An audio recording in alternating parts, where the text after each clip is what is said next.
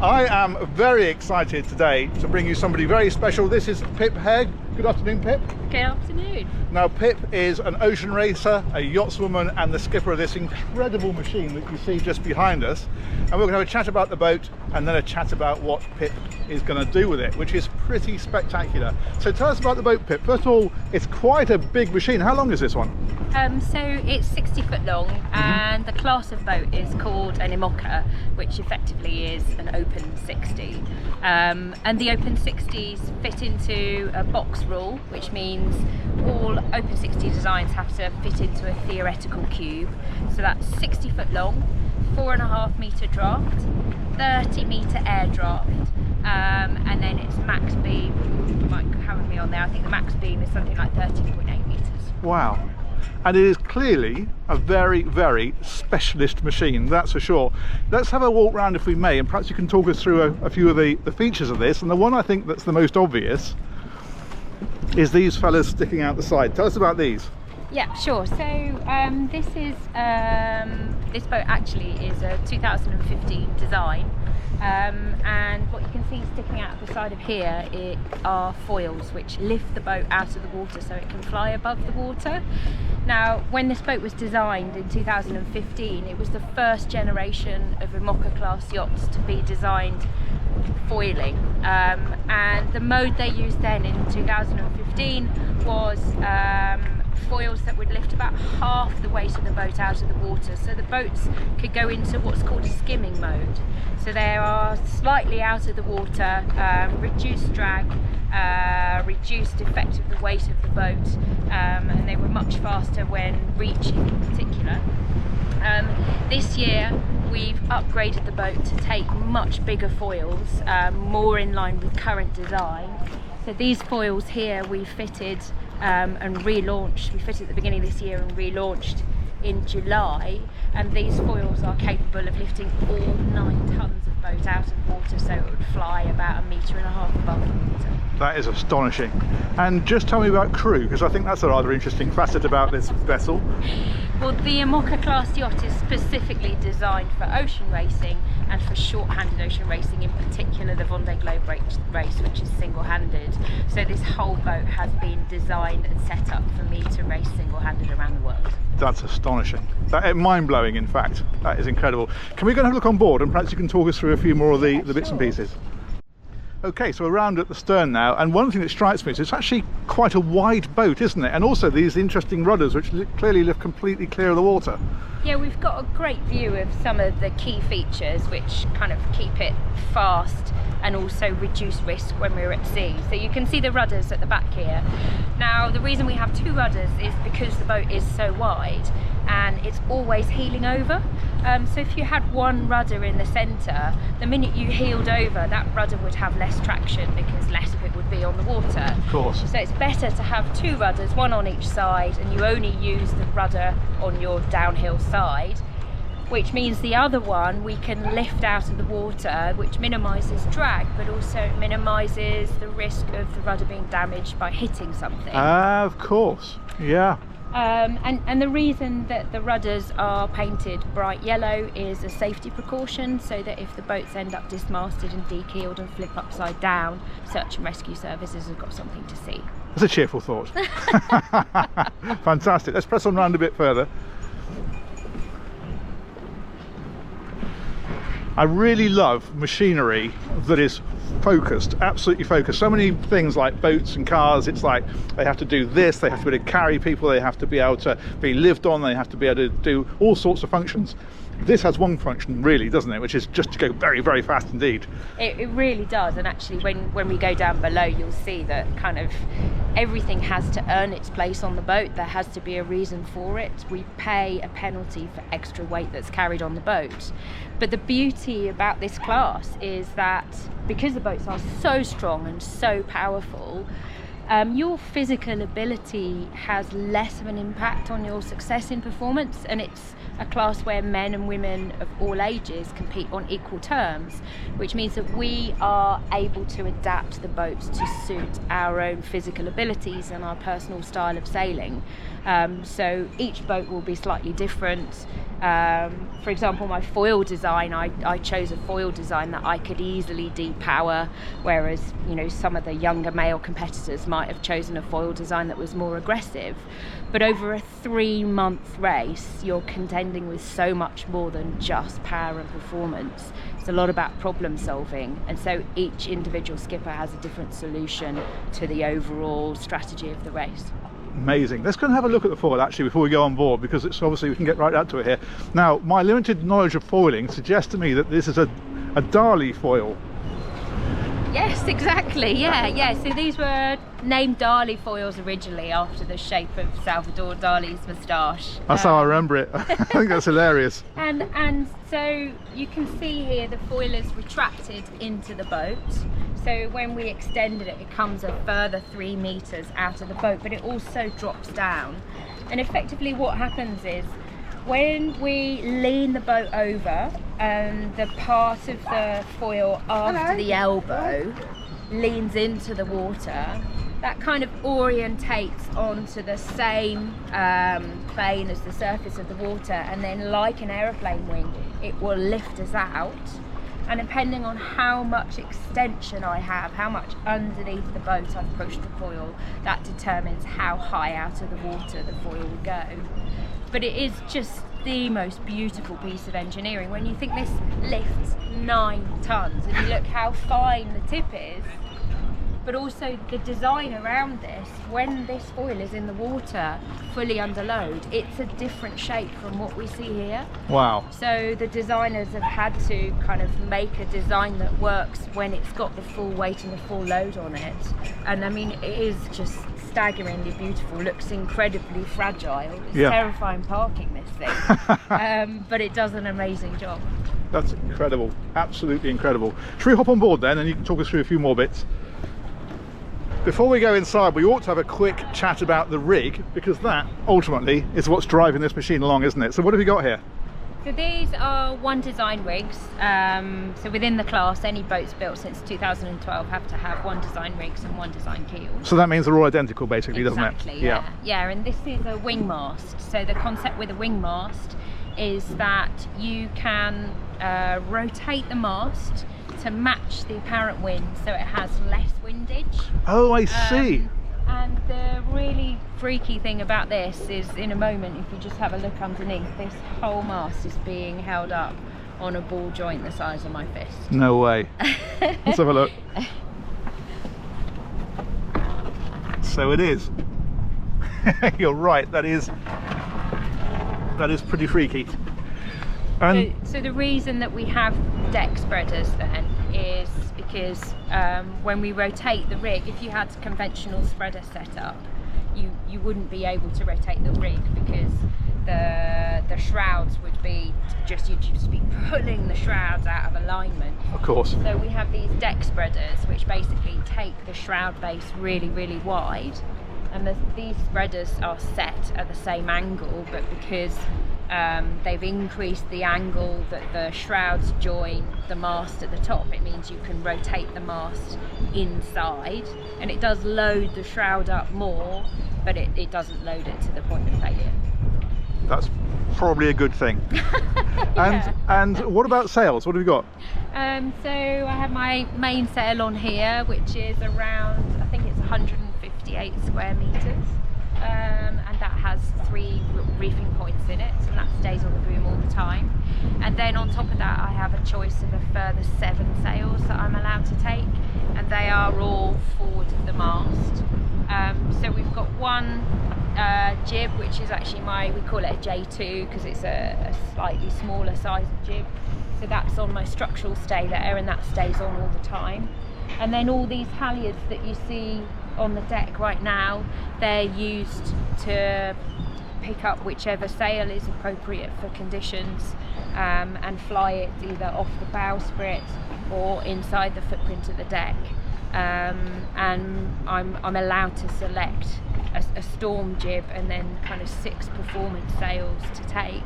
And at the moment, part of what we're doing as a team with our sailmakers is lots of testing and analysis to try and work out what sizes and shapes are going to suit me best for going around the world. That's remarkable. And do you have to come up here at all when you're actually out there and racing and you're in the middle of the Atlantic or wherever you are? Yes. Yeah, so the only thing I can't do from inside the cockpit is sail changes. Of course. So when I change sails, I have to come up here and manhandle the sails. And actually, we can just have a look down here and you'll see the sails. So when I'm in port, they live down here, or when I'm sailing upwind. But when I'm sailing downwind, the sails all go onto the back of the boat, so you can see them in there. They weigh between 80 and 100 kilos each when they're dry. Wow. And I have to drag them around the boat. So how do you physically, I mean, you don't put them onto a halyard and pull them out, you physically manhandle them out? Oh, so I definitely pull them out with a halyard here. Right. Once they're on the deck, I have to drag them around and move them around myself. Yeah. Got you. Yeah. And do you ever have to go at the mast? Unfortunately, yes. Yeah, so in the last Vendée Globe Round the World race, I had to climb the mast twice. It's terrifying, and actually it's on my job list of things to practice before the next race. I keep pushing it down the job list, and we're now running out of time, so I'm not surprised. I'm getting squeezed into a corner here. Yeah. But basically I use a similar setup to what a tree surgeon would use. So a self-belay device, and I'll take a halyard, attach it to the bottom of the mast, and then I climb up the halyard using a hand ascender, a foot loop, and a self-belay on a harness. And remind me how high it is? So my mast is 28 metres above the water. And I'd imagine that, I mean, terrifying here in the harbour, but out there, the top of the mast must be ping-ponging and about. Yeah, so the idea is that you heel the boat over, so, right, so that you can lean on the mainsail as you're climbing up. Right. But yeah, I mean, the worst thing is that you would get separated from the mast, because you could swing out really far away, and when you come back in again, it's kind of with some force. Yeah. Once you've let go, I guess you're out of control, aren't you? You're there for the ride until you land again. Yeah, you always wear a helmet when you're climbing. Yeah, absolutely. Yeah. Wow, that's fantastic. Okay, let's go and take a look inside. So this clearly is kind of the nerve centre, really, isn't it? Yes, so the boat is designed for me to be able to handle it all from the safety of the cockpit. And when I'm fully going, so far my top speed with the new foils is 31 knots. That's astonishing. The top speed of a boat with similar foils to this is 40.2 knots. Wow. And recently one broke the 24-hour monohull record with an average speed over 24 hours of 26.7 knots. That's crazy. Which is phenomenal, but yeah, if you imagine there is a huge volume of water coming over the deck when it's like that. And so I have a covered cockpit, so this slides all the way back here to where you're standing. Okay. And I have all of my key control lines in here, and I can manage all of the key things, the trim, the sail management, all from the confines of the cockpit where it's dry, which for me as a sailor is incredible, because I don't even need to wear a waterproof jacket. Wow.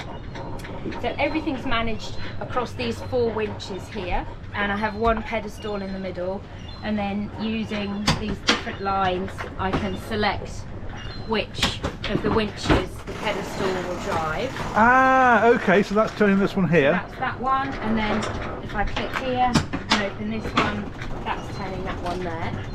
Yep. And then each of the winches inside the winch has 3 speeds. So if I pop the top down, that's my top gear. Okay. When I change direction on the grinder, that drops the gear, and then it drops the gear again. So that's incredible. 3 speeds there, but also inside my grinder here, I've got a further 2 speeds, so it's kind of like an overdrive. So if I click this button here, I've got a half gear, which means I've effectively got 6 gears to work with across the whole range. That's brilliant. And you mentioned, I think, 3 months to go around. That's to go around the world.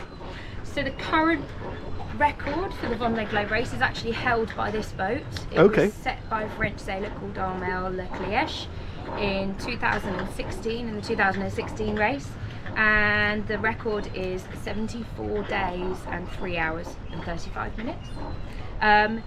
The race is only held every 4 years, and that record was not broken in 2020. So the record is 74 days. I did the race in 2020 in a much older boat, a 20-year-old boat, and I completed the race in 95 days.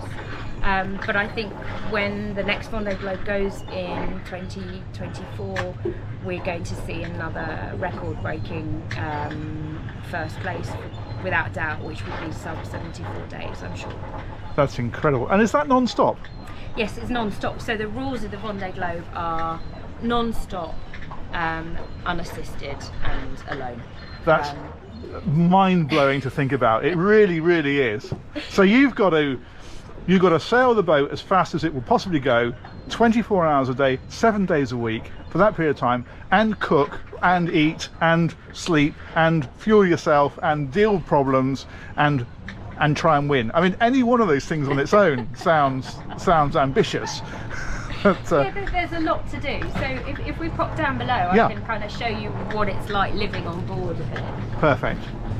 Well, I think it's fair to say that we're not aboard a princess yacht, and also that the inside of this is as functional as the outside. I mean, it's not a place to live; it's a place to exist, isn't it? Yeah, I think you're right. It really is, and you know, as I said, there is a penalty for every extra piece of weight that you put on the boat. So, and when you say a penalty, you mean like a speed penalty rather than a performance penalty. Yes, yeah. So the boat has 5 watertight bulkheads. So this here is one of them. The hatches for this are just kept against the hull just outside there. But all the way through there are watertight bulkheads. And when it's rough or when I'm really pushing the boat hard, I will close off every compartment. And this really is the only area with kind of anything to do with me in it. The rest of the boat is just completely empty, carbon voids. It's very, very noisy down here. I mean, you can hear the boat humming away anyway, so just the resonance through the rigging. But when we start going fast, the foils in the keel scream. You can hear every wave that slaps against the boat, and you can hear the water against the hull now. Yeah, and that sort of background humming noise that we can hear, is that the rig? That's the rig, yeah. And we've not even got any sails up. And so for me, kind of life is about managing the boat, maintaining performance, but also problem solving. Mm-hmm. I need to carry all of my tools and spares to fix everything along the way. Kind of this is where I spend a lot of my time when I'm down here, my bean bag. So I sleep here, and I'll sleep for up to 30 minutes at a time. And just, you know, sometimes you just sleep and you wake and you check all of your data and everything's okay, and you'll go back to sleep again. Sometimes you'll sleep for 10 minutes, an alarm will go off and you'll have to go and work for another 5 hours. You're just kind of constantly trying to manage sleep as and when you can. I have various SATCOM systems which help me download the weather, communicate with my team on the shore, send media back. We're actually trying, our base system is Iridium Certus, but we're trying Starlink for the first time in the next couple of races, just to see if that helps me, in particular with sending the media back. I have a really clever program that drives my autopilot. So the autopilot is driving the boat all the time. I never have time to steer, but also the autopilot's so much better than me now. And we use a B&G H5000 autopilot as standard, and then over the top of that I have a special computer program that effectively makes the decisions that the human being would make around setting the autopilot. So the autopilot kind of does as it's told, it drives on a heading, but my computer program I can configure to tell the autopilot how quickly to head up, how quickly to bear away, I can set targets, kind of 3 different targets, so I can ask it to hit a speed target with a heel target and a wind target all at the same time, and tell it kind of which one's more important. And so the pilot is always steering the boat, sometimes very aggressively, and I just need to kind of tweak the parameters of the pilot. And then up here, these kind of bags here are all my tools and spares, and obviously I have to carry my food. How do you, I mean, I appreciate you're not cooking a Sunday roast on here, but you must, how do you prepare food generally? Over here, this is the kitchen. So all of my food is freeze dried. Right. So I work on freeze dried food, and then I eat dried fruit and multivitamins. And I have a jet boil here. This comes from my water tank, and so I just kind of put the water in there, boil up some water, and then rehydrate food. And actually, I'm very lucky actually, because this since my last race, a local chocolatier has decided they want to sponsor me with chocolate, and they're making me the most incredible bars that are kind of blending chocolate and fruit, but also they're making me an instant hot chocolate with proper chocolate flakes and oat milk powder, which is my treat, my absolute treat. Other than that, it's fairly functional eating. Okay, and I have to ask another question, since we've touched on functional, which everybody is going to be asking. I can preempt that. There it is, the bucket of shame. Yeah, that's it. I mean, we have so under here. Do you have a spare bucket? That's my next question. I have 2. Oh, thank God. So I don't have to lie awake worrying about you. Underneath here, I've got 2 water makers, and then they feed into my water tank, which is just there. Okay. But kind of one of the things I need to think about strategically is just keeping that water tank always topped up, which is not as obvious as it sounds, because the boat's out of the water a lot of the time. Sometimes I can't make water. Okay, because you've got to bring the water on board first, yes, and then you've got to convert it into drinking water. And the inlet is in the keel, and there are 2 desalinators down here, and it takes me about an hour to make 10 litres, so I've got two water makers going at the same time, and they're super lightweight, so they're not very efficient. Yeah. But sometimes I might need to slow down so the boat sits back in the water so I can make water. Yeah. Because obviously there's no point in being weapon fast if the human being is suffering from dehydration. Absolutely. How much water do you need a day, do you reckon?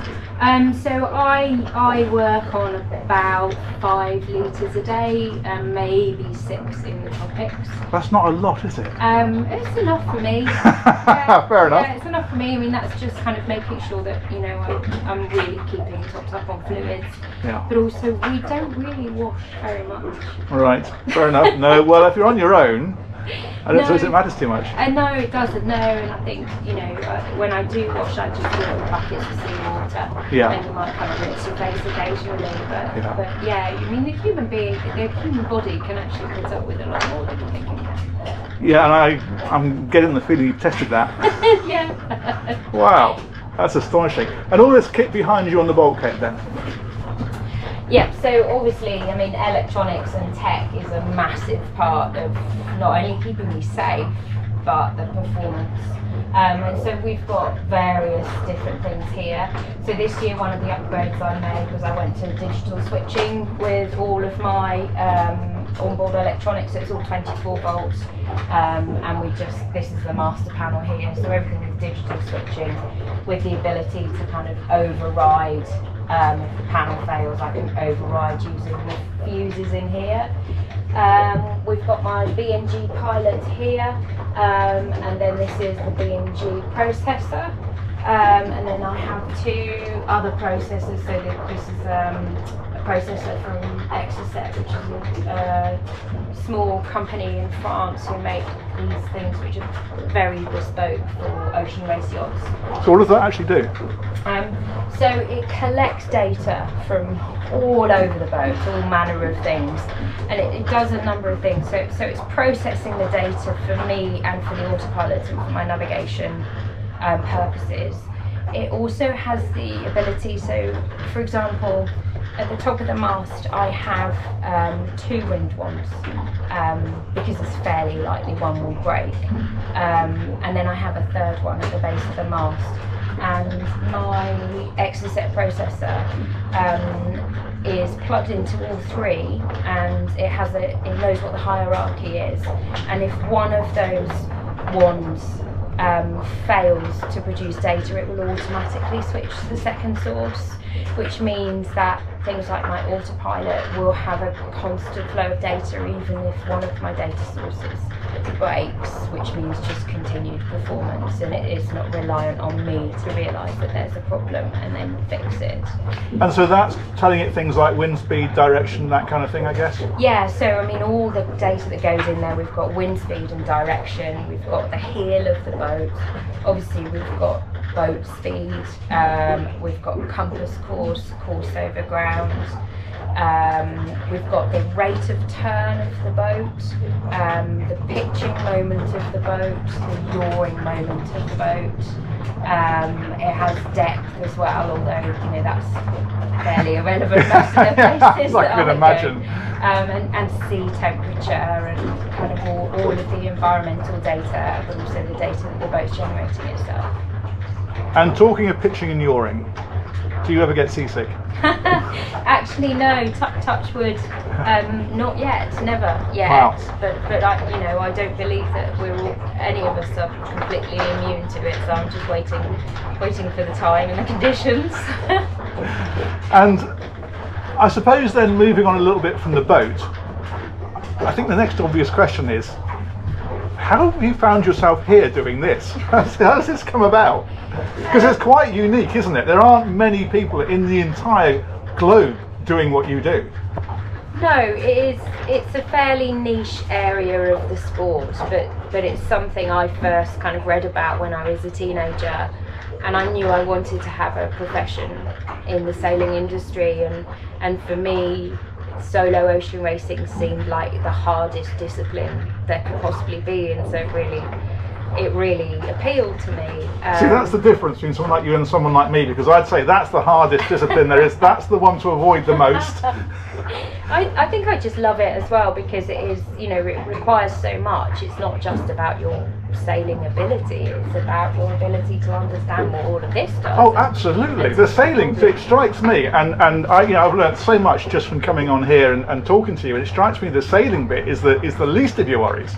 It's everything else, isn't it? Yeah, it's strategy, it's staying alive, it's staying fed, it's staying watered, it's staying in control. I mean, the sailing really, the boat kind of does the sailing, and then you manage everything else from the sound of it. Well, I mean, that's the absolute perfection, is that the boat just kind of gets on with it, and but it's incredible, and I have worked really hard to get here. So I started solo racing. I've had a career in the sailing industry my whole life. I started solo racing in 2009, kind of with the ambition that I wanted to pull together a Vendée campaign.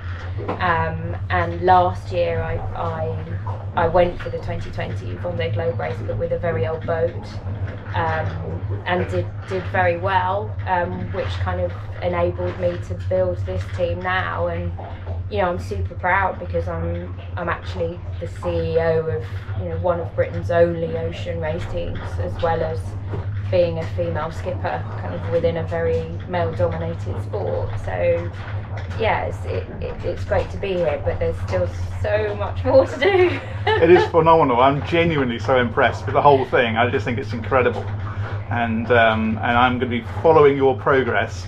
But daily. So tell me what races you've got coming up and when, so that we can actually keep an eye on what you're up to. Yeah, sure. So we've got one fairly soon. At the end of October, I've got actually a double-handed race, one of the few double-handed races that we do. So that is from Le Havre to Martinique via Brazil. It's about 5,800 miles. It's called the Transat Jacques Vabre, and I will be racing that with a British skipper from Lymington. His name's Nick Bubb, and we're the only British pairing in that race. And that starts on the 28th of October. And then I have about a week to recover. My team will come out to Martinique and turn the boat around. And then I'm doing a single-handed race back from Martinique to Lorient, which is called a Retour à la Base. And that starts in mid-November. And then we have a small break over the winter when we will kind of do some of our major final preparations for the Vendée. Next year, 2 single-handed transatlantics from France to New York and back. And then in November next year, it's the big one, it's the Vendée Globe race. So that's single-handed non-stop around the world. That's astonishing. That is astonishing. I'm going to be with you all the way. Thank you, Nick. But from the comfort of my armchair. Not from the discomfort of this. I'm going to let you do the hard bit. That's incredible. That is genuinely, I came here not knowing what to expect, and I am blown away by the whole thing. I think it's fantastic, and I'm blown away by what you're doing, because I think it's incredible. Well, I'm lucky to have found something that I really, really am passionate about. So, yeah. Brilliant. Well, thank you so much, Pip. That's been superb. Let me know what you think about that one, guys, but I'm sure that the rest of you alongside me will be watching Pip with great interest, and we will be rooting for you. And we'll catch you on another one of these real soon. Let us know what you think in the comments. Take care. Bye-bye.